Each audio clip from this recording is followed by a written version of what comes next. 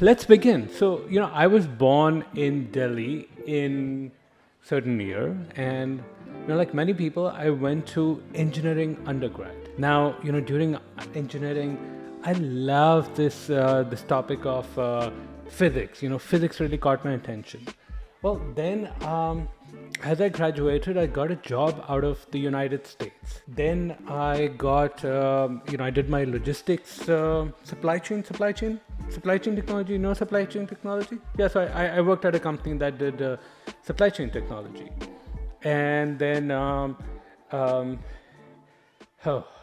okay, so if you've ever done something like that where you spoke for 20 minutes and when they said, tell me about yourself, you gave them your life story, you're making one of those dumb mistakes that people make. I'm going to walk you through some of the most common mistakes I see. Now, by avoiding these, you're going to be amazing.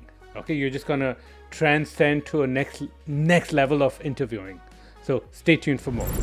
Let's start with mistake number 1. When they ask you, tell me about yourself, you start to tell them about yourself, right? Like you start with, hey, this is where I grew up. Then this is what happened. I did my engineering. These are all the degrees. You walk them through your experience. Sounds logical, right? Wrong. The question is, tell me about yourself. But that's not really the question. See, the core question when somebody is asking you to tell you about yourself is actually, tell me why you're a good fit for this role. So what you need to do is to condense down everything in your background into a few minutes, which tells the interviewer, this is why I'm such a wonderful fit exactly for this role. Now, why does it matter? Why does it matter so much? Few reasons. Number 1, this is your first chance to make an impression. They say that first impressions are the last impressions. I mean, even this video, if you'd not seen me before or the first part was not appealing to you, you would have clicked away. That's how quickly people lose interest. We are the generation, I mean, everyone's not in the same generation, but we are now used to stuff like TikTok or YouTube Shorts or Instagram Reels, where you're like, okay, not exciting, cool, let's move on. That's how quickly people lose attention. So if you don't grab them attention early on, you've lost them. Secondly, you as a product manager, one of your core jobs is communication. Now, if you're going to be this boring ass self, all you're going to do is talk about everything of your life story, and it's going to be like, just get to the point. Your first impression with the interview is not that great, and the interview is going to move past. So that's the biggest mistake. Not having a compelling pitch, doing a tell me about yourself as like a history of your career journey, a chronological thing. Nobody wants to hear it. Fix it right now. Don't make that dumb mistake. Mistake number 2, trying too hard to impress. See, I'm a very innovative person. Last job, I got promoted 3 times in 3 years. Like, everybody thought I was awesome. Everybody in my career has thought I was awesome. I was actually like, when I was born, my parents thought I was God's gift to humanity. Like, that's really what happened. And that's what's been going on. Okay, listen. I know you need to put your best qualifications forward. Product managers have to build business cases and present it. They have to showcase why their stuff is exciting. But here's the other part of the interview. The interviewer is deciding, can this person do the job? But they're also deciding, do I want to work with them? Repeat, do I want to work with them? If you give this sense of lack of likability, where this person's trying too hard to impress, either they're not really qualified and they're lying, or okay, they are qualified, but like they will take away from this engagement from this team, the team spirit will decline. Like, interviewers are going to be like, I don't want to work with you, get lost. So don't try too hard to impress. And the key thing here for you, like the skill you want to develop, is the skill of showing and not telling. What's the difference? Well, telling. Like, look, I'm a very strategic product manager. Like, I've always look at vision, always look at strategy, always look at the big picture. I love to innovate. You can already smell the bullshit, right? Even though we're not in the same room. You can already be like, what the hell is this guy talking about? You know what happened? Look, I love to always keep the big picture in mind. So let me tell you, back when I was working as a product manager at Google, we started this new initiative, and the team was very excited about it, but I made them stop and had 3 discussions on exactly who we are solving for, what's our hypothesis. We wrote it down. Then I went and interviewed 30 customers to figure out what the true facts were, and then built the vision and a mock press release based on that. Then the team was truly aligned, and that's when we started product development. Very fact-based, very much what happened. And I don't even need to tell you that I'm customer focused, strategic. I'm showing you. I spoke to 30 customers. Who does that? I spent this time with my engineers, and then I rebuilt the vision based on that, and then I came back. That is what strategic product management is about. So I'm showing you, and I'm not telling. So please don't go in this mode of telling people, using big words, but not really having the substance to back it up.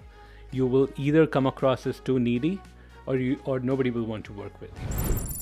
By the way, if you're enjoying this so far, make sure to hit the subscribe and like button, because so that you get more videos like this, other people get to see this, and rather than watching cat videos, you get to learn more about product management and how to advance your career. Let me tell you about a time when I launched a new feature for this application a long time ago. So this was a long time. The first time that I worked on something, I did this, then I did that, then I did that. Do you realize what I was doing? Do you know? Yes, I was reading from the screen.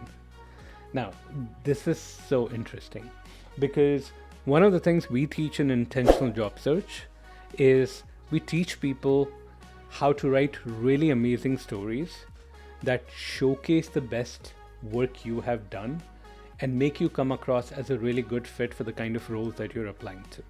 We spend so much time refining this narrative, these set of stories. And then we tell them, forget about them.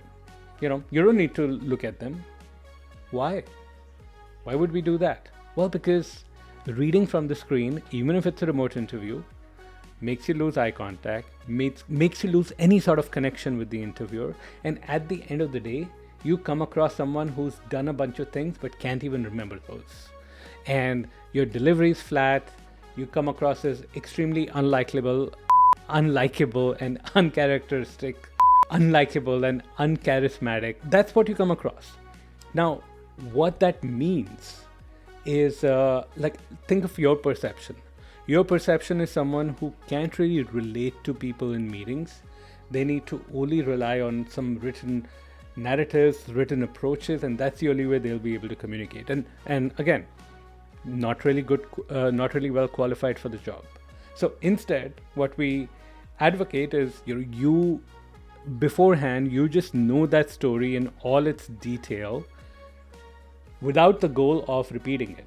But you know it in such level of detail that you have unconscious competence.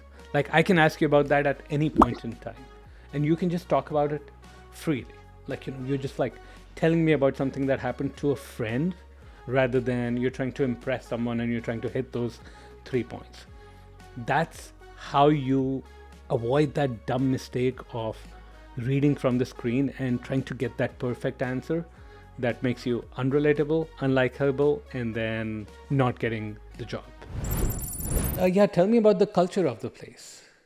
Okay, and when was how many holidays does it have? Oh, you have so many holidays. Okay, and how much does it pay? And how am I doing so far? I'm doing well. So if you're wondering what that was, that is when you get a chance to ask questions of the interviewer. You ask questions that either can be answered from the company's website, or are highly surface level, or are highly generic. And they allow the interviewer to get away without really thinking. So when you get a chance to ask questions, the interview is not over. Okay, you are still being evaluated. You're being evaluated upon the quality of questions, and at the same time, you're trying to evaluate the job. Okay, so this is the point where what you need to do is to have thoughtful, strategic questions that relate to that job opportunity, that both give you a chance to evaluate, but also it makes the interviewer think. And that's another impression, another data point they're taking away, where they'll be like, oh, this person's very thoughtful. Maybe I should have them in my team.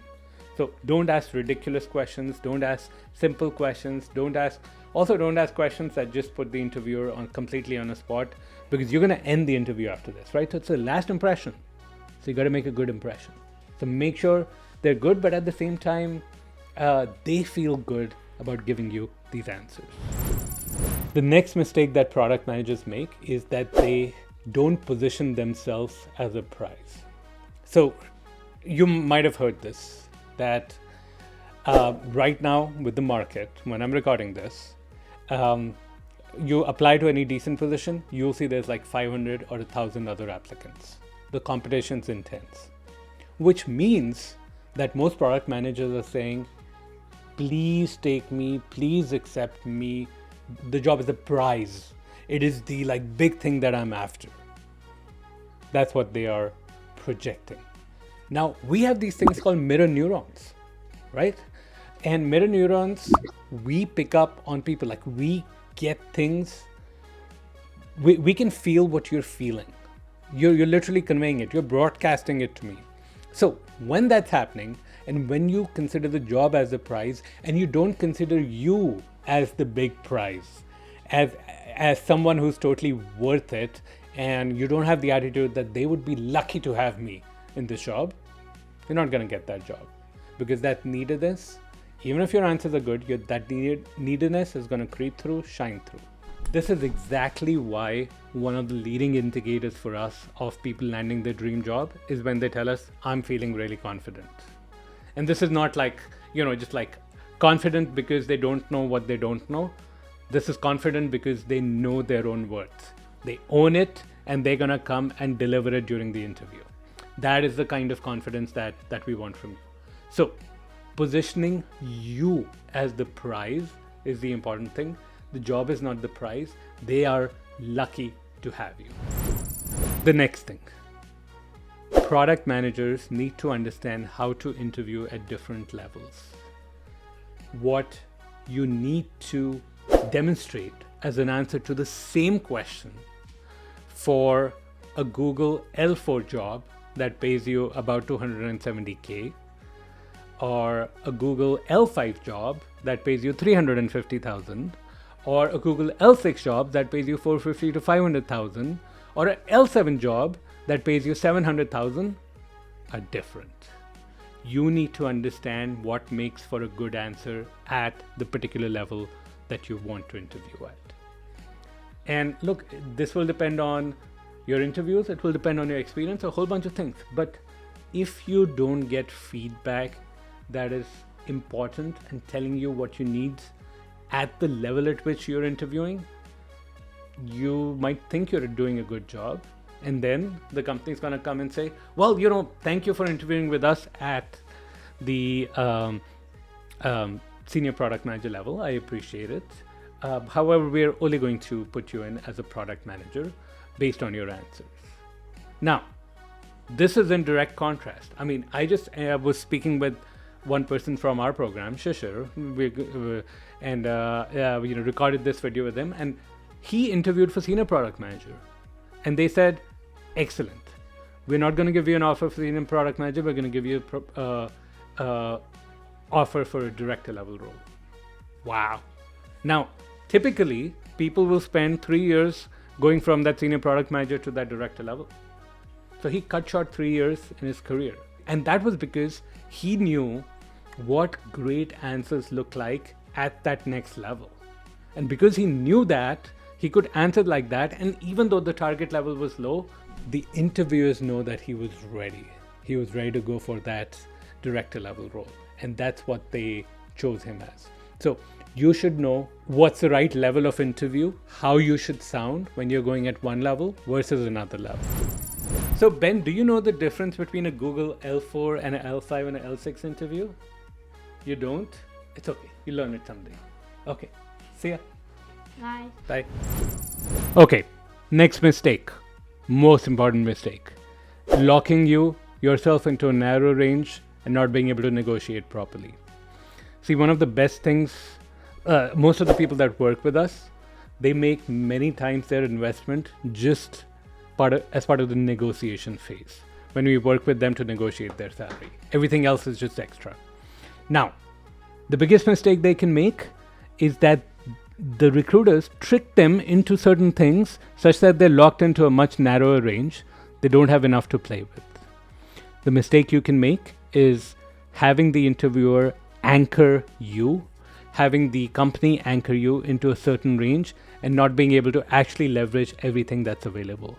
So, telling your salary, telling them, agreeing already, oh, this is what I want and that will be okay, or not setting the right expectations up front is what locks people in. And even if they clear the interviews, they don't really